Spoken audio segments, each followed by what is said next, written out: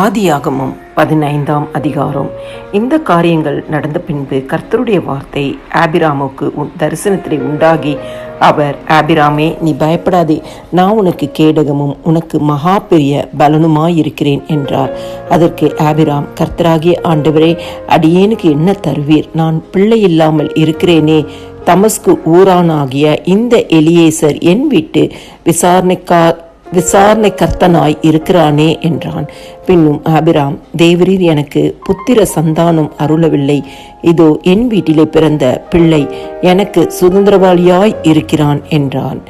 அப்பொழுது கர்த்தருடைய வார்த்தை அவனுக்கு உண்டாகி, இவன் உனக்கு சுதந்திரவாளி அல்ல, உன் கற்ப பிறப்பாய் இருப்பவனே உனக்கு சுதந்திரவாளி ஆவான் என்று சொல்லி, அவர் அவனை வெளியே அழைத்து, நீ வானத்தை அண்ணாந்து பார், நட்சத்திரங்களை எண்ண உன்னாலே கூடுமானால் அவைகளை எண்ணு என்று சொல்லி, பின்பு அவனை நோக்கி, உன் சந்ததி இவ்வண்ணமாய் இருக்கும் என்றார். அவன் கர்த்தரை விசுவாசித்தான், அதை அவர் அவனுக்கு நீதியாக எண்ணினார். பின்னும் அவர் அவனை நோக்கி, இந்த தேசத்தை உனக்கு சுதந்திரமாக கொடுக்கும் பொருட்டு உன்னை ஊர் என்கிற கல்தேயருடைய பட்டணத்திலிருந்து அழைத்து வந்த கர்த்தர் நானே என்றார்.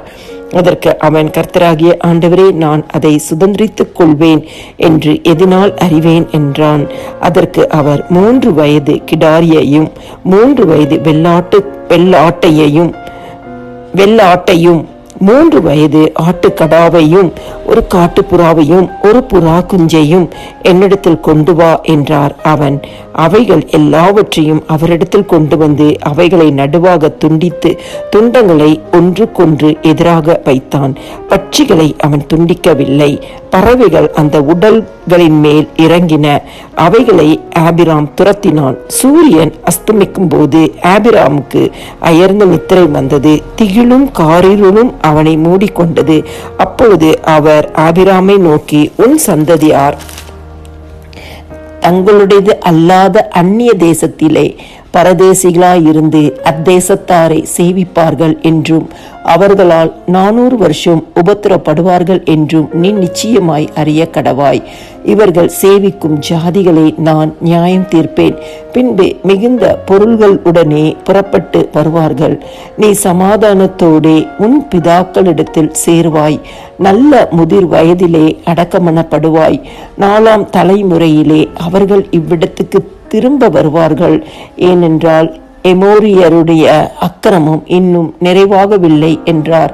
சூரியன் அஸ்தமித்து காரிருள் உண்டான பின்பு இதோ புகைக்கிற சூளையும் அந்த துண்டங்களின் நடுவே கடந்து போகிற அக்னி ஜுவாலையும் தோன்றின. அந்நாளிலே கர்த்தர் ஆபிராமோடே உடன்படிக்கை பண்ணி, எகிப்தின் நதி துவக்கி ஐபிராத் நதி என்னும் பெரிய நதி மட்டும் உள்ளதும் கேனியரும் கெனிசியரும் கத்மோனியரும் ஏத்தியரும் பெரிசியரும் ரெப்பாயிமிரும் எமோரியரும் கானானியரும் கிர்காசியரும் எபூசியரும் என்பவர்கள் இருக்கிறதுமான இந்த தேசத்தை உன் சந்ததிக்கு கொடுத்தேன் என்றார்.